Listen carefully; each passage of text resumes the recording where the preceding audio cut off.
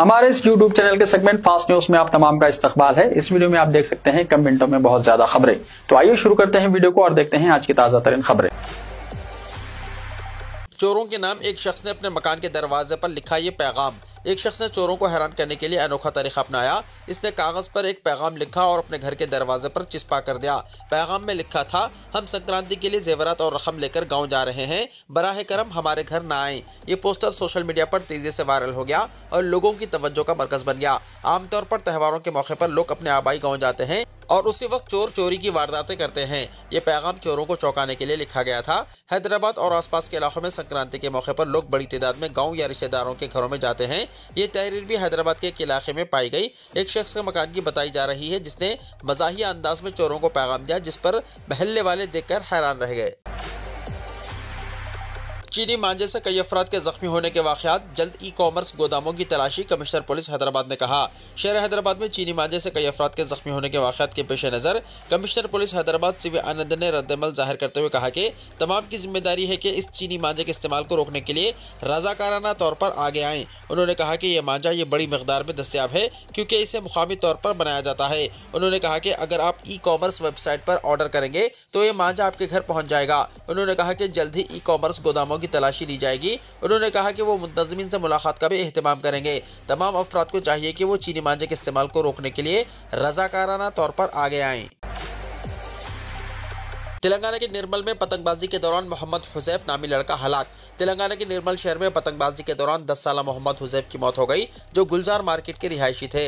बताया जाता है कि चारशंबे की दोपहर 12:30 बजे खदीम सब्जी मार्केट की छत पर पतंगबाजी के दौरान मोहम्मद हुज़ैफ अपना तवाज़ुन खो बैठे और सर के बल नीचे गिर पड़े। मौके पर मौजूद अफराद ने फौरी तौर पर इन्हें गवर्नमेंट अस्पताल मुंतकिल किया, जहाँ डॉक्टरों ने तिब्बी इमदाद फराहम की और इन्हें बचाने की कोशिश की, तहम कामयाब नहीं हुए और डॉक्टरों ने बाद में मोहम्मद हुज़ैफ को मुर्दा करार दिया। वाक़े की इत्तला मिलते ही ASP राजेश मीना और CN प्रवीण कुमार गवर्नमेंट अस्पताल पहुंचे, जहां उन्होंने कानूनी कार्रवाई मुकम्मल करते हुए पंचनामा तैयार किया। इस मौके पर मजलिस के साबिक कौंसलर रफ़ी अहमद कुरैशी भी मौजूद थे।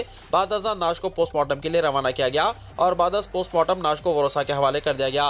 नमाज जनाजा बाद नमाज इशा गुलजार मस्जिद में अदा की गई और तदफीन मस्जिद से मुत्तसिल कब्रिस्तान में अमल में लाई गई। इनकी नमाज जनाजा में अवाम की कसीर तादाद ने शिरकत की। 3 रोज़ा तकारीब उर्स शरीफ हज़रत जहांगीर पीरा रहमतुल्लाहि ताला अलैहिमा का आज से आगाज़।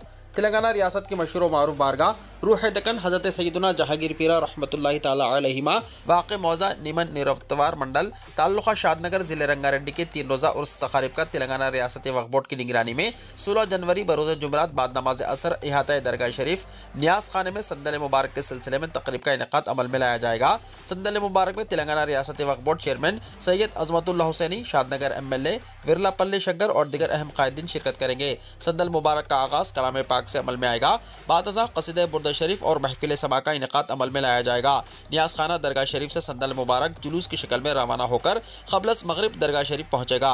रियासती वक्फ बोर्ड की निगरानी में मरासिम संदल माली की रस्म अंजाम दी जाएगी। बाद नमाज मगरिब तमाम हाज़रीन दरगाह के लिए खाने का खास व आम नज़म रखा गया है।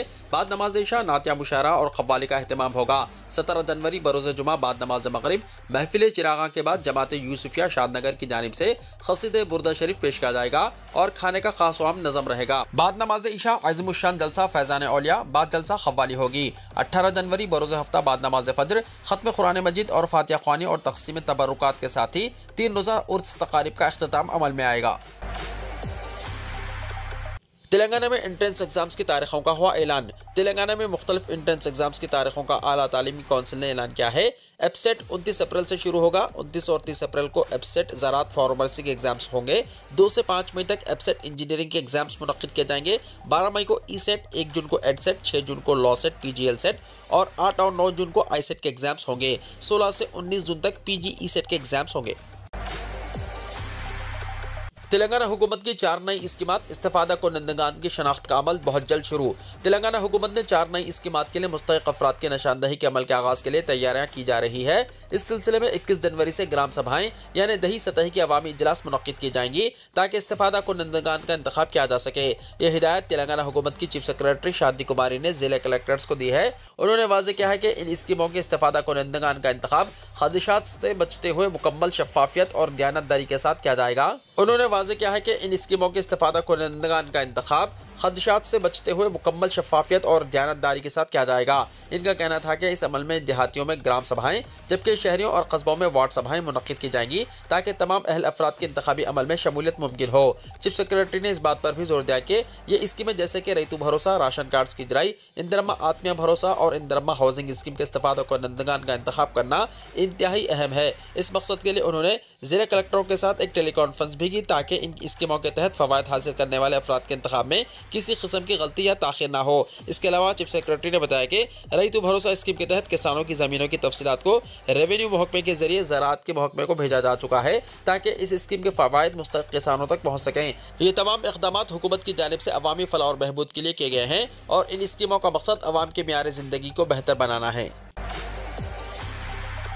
रियाज में मरकजी वजीर किशन रेड्डी की तेलंगाना के NRI से मुलाकात। सऊदी अरब में तेलुगु बरादरी ने मरकजी वजीर बराए मादानियात जी किशन रेड्डी का शानदार इस्तकबाल किया, जो मादानियात के मुस्तकबिल पर होने वाले एक बैनुल अक़वामी कॉन्फ्रेंस में शिरकत के लिए वहाँ पहुँचे थे। ये कॉन्फ्रेंस रियाज में मुनक्किद हुई। रियाज में चहारशंबे की रात मुनक्किदा एक इस्तकबालिया तकरीब में किशन रेड्डी ने कहा कि सऊदी अरब में भारतीय बाशिंदे खासतौर पर तेलुगु कम्युनिटी सिर्फ रोजगार तक महदूद नहीं है बल्कि वो तिजारत और सनत के शोबों में भी तरक्की कर रहे हैं, जो खुश आइंद है। किशन रेड्डी ने बताया कि वो अपने खानदान के साथ दिल्ली में संक्रांति का जश्न मना रहे थे जब वज़ीर-ए-आज़म नरेंद्र मोदी और वज़ीर तिजारत पीयूष गोयल ने इनके घर आकर जश्न में शिरकत की।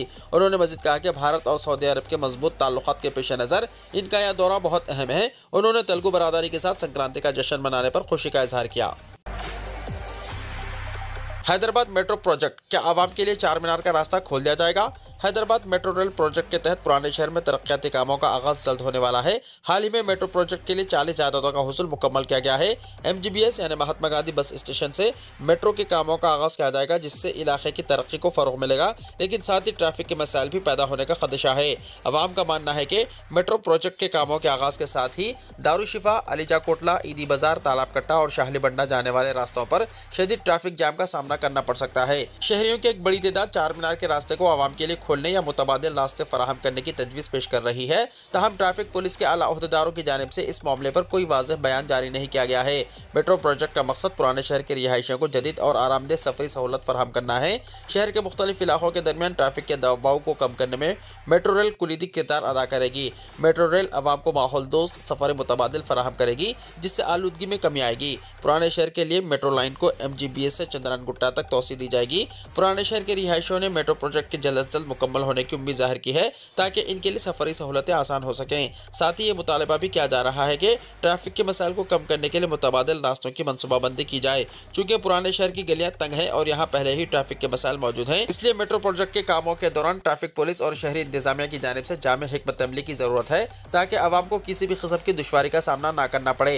हैदराबाद मेट्रो रेल प्रोजेक्ट न सिर्फ शहर की तरक्की का अहम मनसूबा है बल्कि पुराने शहर के लोगों के लिए एक बड़ी सहूलत भी साबित होगा। ताहम इस मंसूबे के दौरान पैदा होने वाले ट्रैफिक के मसाइल को हल करने के लिए मौसर इक़दामात नागुज़िर हैं। इनकम टैक्स चोरी के खिलाफ महकमे की खुसूसी मुहिम का आगाज। इनकम टैक्स डिपार्टमेंट ने टैक्स चोरी करने वालों के खिलाफ खुसूसी मुहिम का आगाज किया है। बड़े पैमाने पर नकदी के लेन देन करने वाले 35,170 पैन कार्ड होल्डर्स की तकनीकी तौर पर निशानदही करते हुए इन्हें नोटिस जारी किए हैं। इनके मालियाती लेन देन की तफसीलात को इस लेटर में पेश किया गया। IT रिटर्न दाखिल किया गया है या नहीं, तफसीलात के लिए कस्टम रिस्पॉन्स शीट को भी नोटिस के जरिए मुंसलिक किया गया। इनके रद्दमल को मद्देनजर रखते हुए मुस्तकबिल की कार्रवाइयों के लिए एक नोडल सेल का क़याम अमल में लाया गया है। मरकजी महकमा फाइनेंस ने बताया कि मुतज़क्किर अफराद की अदायगियाँ और रिटर्न फाइलिंग की निशानदही के लिए ऑनलाइन निगरानी निज़ाम के जरिए इस पर नज़र रखी जाएगी। इसके अलावा ये भी बताया गया है कि मुक़र्रर वक्त पर इनकम टैक्स रिटर्न्स दाखिल करने के लिए पैन कार्ड होल्डर्स की निशानदही के लिए बिजनेस इंटेलिजेंस प्रोजेक्ट का भी आगाज किया जा रहा है। साल 2012-13 के दौरान 14,62,000 अफराद ने 10 लाख से ज्यादा अपनी आमदनी होने का इंकशाफ किया है। इस साल 33,83,000 अफराद के बैंक खातों में 10 लाख से ज्यादा डिपॉजिट्स होने का कंप्यूटर नेटवर्क के मुआयने में पता चला है। महकमा इनकम टैक्स की जानिब से इनकम टैक्स रिटर्न्स की बरवक्त अदायगी और इनकम टैक्स की चोरी के वाक़यात को रोकने के लिए मुख्तलिफ इक़दामात किए जा रहे हैं।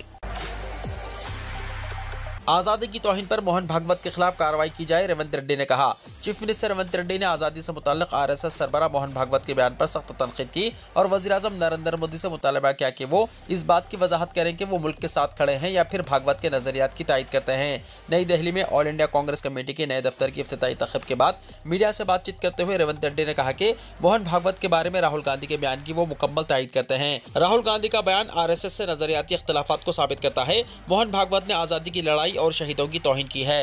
रेवंत रेड्डी ने कहा कि जिद्दोजहद आज़ादी में आरएसएस का कोई रोल नहीं है और न ही आरएसएस के किसी कायद ने मुल्क के लिए अपनी जान कुर्बान की है। चीफ मिनिस्टर ने कहा कि जिद्दोजहद आज़ादी को तस्लीम करने के लिए मोहन भागवत तैयार नहीं है और वो मुजाहिदीन आज़ादी की कुर्बानियों का इतराफ़ करने के हक़ में नहीं है। मोहन भागवत ने अपने नज़रिए के मुताबिक बयान दिया है। वाज़ेह है कि आरएसएस सरबराह ने कहा कि मुल्क को हकीकी आज़ादी राम मंदिर की तामीर के बाद हासिल हुई है। चीफ मिनिस्टर ने राहुल गांधी के बयान की तायद करते हुए कहा कि जिद्दोजहद आज़ादी से आरएसएस का कोई ताल्लुक नहीं रहा और कांग्रेस कायदीन ने अपनी जानों को कुर्बान करते हुए हिंदुस्तान की आज़ादी हासिल की है। आज़ादी के नज़रियात के मुताबिक कांग्रेस मुल्क को चलाना चाहती है। उन्होंने कहा कि जिद्दोजहद आज़ादी और मुजाहिदीन आज़ादी की तौहीन करने वालों के खिलाफ कार्रवाई की जानी चाहिए। राहुल गांधी ने मोहन भागवत के खिलाफ कार्रवाई का मुतालबा किया है और वो अपने मुतालबे में हक बजानिब हैं। चीफ मिनिस्टर ने कहा कि वज़ीर-ए-आज़म नरेंद्र मोदी को वाज़ेह करना होगा कि वो किस नज़रिए के हामी हैं। आया वो मोहन भागवत के खिलाफ कार्रवाई करते हैं या फिर खुद को मोहन भागवत के नजरिया से हम आहंग करेंगे। चीफ मिनिस्टर ने मोहन भागवत के खिलाफ कार्रवाई का मुतालबा करते हुए कहा कि मुल्क को नरेंद्र मोदी के मौक़िफ़ का इंतजार है। पार्किंग की जगह दिखाने पर ही अब यहां मिलेगी कार खरीदने की इजाज़त। महाराष्ट्र हुकूमत ने ट्रैफिक के मसाइल को कम करने के लिए अहम फैसला लिया है। अब सिर्फ ऐसे लोगों को ही कार खरीदने की इजाज़त होगी जिनके पास पार्किंग की जगह मौजूद हो। इस बात का ऐलान रियासत के वज़ीर ट्रांसपोर्ट प्रताप सरनायक ने किया। वज़ीर ने कहा कि कई अपार्टमेंट्स पर रहने वाले लोग पार्किंग की जगह न होने की वजह से अपनी गाड़ियाँ सड़क पर पार्क कर रहे हैं, जिससे ट्रैफिक का मसला बढ़ रहा है। इसकी वजह से एम्बुलेंस और दीगर इमरजेंसी सर्विसेज को भी मुश्किलात का सामना करना पड़ रहा है। हुकूमत ने फैसला किया है कि अब जो भी शख्स कार खरीदेगा इसे अपनी पार्किंग की जगह के दस्तावेजात दिखाना जरूरी होगा। ये कानून जल्द ही नाफिज किया जाएगा। केजरीवाल ने नई दिल्ली असेंबली हल्के से कागजात नामजदगी दाखिल किए। आम आदमी पार्टी के कौमी कन्वीनर अरविंद केजरीवाल ने आज नई दिल्ली असेंबली हल्के से अपना पर्चा नामजदगी दाखिल किया। कागजात नामजदगी दाखिल करने के बाद केजरीवाल ने लोगों से काम करने वाली पार्टी को वोट देने की अपील करते हुए कहा कि एक तरफ काम करने वाली पार्टी है और दूसरी तरफ गाली देने वाली पार्टी है। उन्होंने कहा कि हम गुज़िश्ता 10 वर्षों में अपने काम की बुनियाद पर और आइंदा 5 वर्षों में क्या करेंगे, इसकी बुनियाद पर इलेक्शन लड़ रहे हैं। नामजदगी के लिए रवाना होने से पहले उन्होंने सहाफ़ियों को बताया कि वो नई दिल्ली असेंबली सीट से अपना पर्चा नामजदगी दाखिल करने जा रहे हैं। दिल्ली के कोने कोने से माएँ बहनें यहाँ जमा हैं, ये सब मेरे साथ नामजदगी के लिए जाएंगी। उन्होंने कहा कि हर कोई जहाँ से भी हो नेक ख्वाहिशात और दुआएं भेजे ताकि इस बार भी तारीखी फतेह हो। मशरक़ी वस्ता में अब आएगा अमन। इसराइल हमास ने जंगबंदी मुआहदे पर लगाई मोहर। जानिए अब क्या होगा। इसराइल और हमास जंग रुक गई है। हाँ, मशरक़ी वस्ता में अमन का रास्ता खुल गया है। इसराइल अब अपनी बंदूकें नहीं चलाएगा। हमास रॉकेटों की बारिश नहीं करेगी। मजलूम लोगों, बच्चों, बूढ़ों और औरतों को अब कत्ल नहीं किया जाएगा। मशरक़ी वस्ता में तकरीबन 2 साल से तबाही मची हुई थी। अब इसका खात्मा हो रहा है क्योंकि इसराइल और हमास के दरमियान जंगबंदी का मुआहदा तय पाया गया है। दोनों ने तस्दीक की है कि अब यरगमालियों को रिहा कर दिया जाएगा। मौत के खौफ में रहने वाले लोग अब खुले आसमान तले पनाहगाहें बना सकेंगे। इन 2 सालों में 50,000 से ज्यादा अफराद की मौत हो गई। इनमें बहुत से छोटे बच्चे भी शामिल थे। CBS न्यूज की रिपोर्ट के मुताबिक इसराइल और हमास के मुज़ाकिरातकारों ने कतर के वज़ीर-ए-आज़म के दफ्तर में मुआहदे पर मोहर लगाई है। हमास ने कहा कि इसने कतर और मिस्र के सालिसों को आगाह कर दिया है कि इसने जंगबंदी मुआहदे की मंजूरी दे दी है। इस मुआहदे से गजा शहर और जुनूबी गजा में बेघर होने वाले लाखों अफराद को अपने घरों, देहातों और कस्बों में वापस जाने का मौका मिलेगा। फलस्तीनियों के लिए इमदादी सामान लेकर सरहद पर खड़े 600 ट्रक अंदर जाएंगे और आवाम को राहत मिलेगी। इसराइल और हमास के दरमियान जंगबंदी के मुआहदे के बाद फलस्तीन में लोग जश्न मनाते हुए देखे गए। मुआहदे के मुताबिक दोनों यरगमालियों और कैदियों का तबादला करेंगे। मीडिया रिपोर्ट्स के मुताबिक हमास ने कुछ यरगमालियों को रिहा भी कर दिया है। अक्टूबर 2023 में जब हमास ने इसराइल पर हमला किया तो उसने 251 अफराद को यरगमाल बना लिया था। अब भी 54 अफराद इसकी हिरासत में हैं। तहम इसराइल का मानना है कि इनमें से सिर्फ 60 जिंदा है। तवक्को है कि इसराइल यरगमालियों के बदले तकरीबन 1000 फलस्तीनी कैदियों को रिहा करेगा, जिनमें से कुछ बरसों से जेलों में बंद है। आपको बता दें कि इसराइल और हमास ने यह फैसला डोनाल्ड ट्रंप के अमेरिकी सदर का हलफ उठाने से चंद दिन पहले किया है। अमेरिका के नवमुंतखब सदर डोनाल्ड ट्रंप भी इस मुआहदे से खुश नजर आए। उन्होंने ट्रुथ सोशल पर लिखा, हमारे पास मशरिकी वस्ता में यरगमालियों की रिहाई करने के लिए एक मुआहदा है। इन्हें जल्द रिहा किया जाएगा। शुक्रिया। रमजानुल मुबारक की ख़तई तारीख मालूम करने सर्च इंजन का सबसे ज़्यादा इस्तेमाल। रजब के महीने के पहले दिन के बाद से 1 जनवरी 2025 से रमजानुल मुबारक के पहले दिन की सर्च इंजन पर सबसे ज़्यादा तलाश की जा रही है। ये एक ऐसा महीना है जिसका मुसलमान दुनिया भर में साल भर इंतजार करते हैं। ये माह मुक़द्दस अपनी रूहानी और मजहबी रसूमात की वजह से मुसलमानों की तवज्जो का मरकज़ होता है। फलकियाती तौर पर यह तवक्को की जाती है कि हिजरी कैलेंडर के 90 महीने रमज़ान 1446 हिजरी का पहला दिन हफ्ते के रोज़ 1 मार्च 2025 को होगा। अरब और मुस्लिम ममालिक में फतवे की रूह से 29 शाबान 1446 को रुयत हिलाल का सरकारी सतह पर एहतमाम किया जाएगा, जिस पर रमजान के मुबारक महीने की तारीख पर जोर दिया जाएगा। बहुत से अरब और मुस्लिम ममालिक फलकियाती रसदगाहों का इस्तेमाल करते हुए रुयत हिलाल पर इन्हिसार करते हैं। फलकियाती हिसाब किताब के मुताबिक रोजा रखने के महीने के आगाज की सही तारीख का तयन करने के लिए 28 फरवरी 2025 के मुताबिक जुमा 29 शाबान 1446 को गुर्ब आफ्ताब के बाद रुयत हिलाल होगा। इब्तिदाई फलकियात के हिसाब किताब के मुताबिक फलकियाती हिसाब से यह जाहिर होता है कि चांद तकरीबन 37 मिनट की मुद्दत के लिए खाहिरा आसमान में नजर आएगा, जबकि इब्तिदाई फलकियात के हिसाब के मुताबिक यह मक्का मुकर्रमा के आसमान में 33 मिनट तक जाहिर होगा। लॉस एंजल्स की आग का फैलाव, 60 लाख अमेरिकियों को खतरा। लॉस एंजल्स के जंगल से शहर तक फैल चुकी आग से 60 लाख अमेरिकियों को खतरे का सामना है। चंद घंटों बाद हवाओं के झगड़ चलने की पेशकशी ने हलचल मचा दी है। आग लॉस एंजल्स से बाहर दिगर शहरों तक फैलने की वार्निंग जारी कर दी गई है। जंगल में लगी आग फैलने के बाद से अब तक 25 अफराद हलाक हो चुके हैं। अब से चंद घंटों बाद तेज हवाएं चलने के नतीजे में 60 लाख अमेरिकियों को शदीद आग के खतरात का सामना है। ताज़ा तरीन इदादोशुमार के मुताबिक रियासत के 10 शहरों की इंतजामिया के पास लॉस एंजल्स से ज्यादा अमला मौजूद है। माहिरीन का कहना है कि दुनिया का कोई भी फायर डिपार्टमेंट इन अवामिल का मुकाबला करने के काबिल नहीं होगा जिनकी वजह से आग लगी। जनूबी कैलिफोर्निया की तारीख में एंटन और पालिसेडास की आग बितरतीब सबसे ज्यादा तबाहकुन और दूसरी सबसे ज्यादा तबाहकुन जंगलाती आग है। UCLA के एक तज्जिये से पता चलता है कि गुज़िश्ता हफ्ते के दौरान लगी आग सैयारे को गर्म करने वाले फ्यूसल एंथन की आलूदगी के बगैर दुनिया के मुकाबले में बड़ी और गर्म थी। लॉस एंजल्स के इंतजामिया को आग बुझाने वाले अमले की शदीद कमी का भी सामना है। एक हफ्ते से अमेरिकी रियासत कैलिफोर्निया के शहर लॉस एंजल्स के जंगलात में आग के फैलने के नतीजे में अब तक 12,000 घर मुकम्मल तबाह हो चुके हैं, जबकि 150 अरब अमेरिकी डॉलर के माली नुकसान का तखमीना लगाया गया है। वीडियो को लाइक शेयर कीजिए और हमारे इस YouTube चैनल को सब्सक्राइब करते हुए इसके बेल आइकॉन को प्रेस कर लीजिए ताकि ऐसी ही ताजा तरीन खबरों का नोटिफिकेशन सबसे पहले आपको मिलता रहे।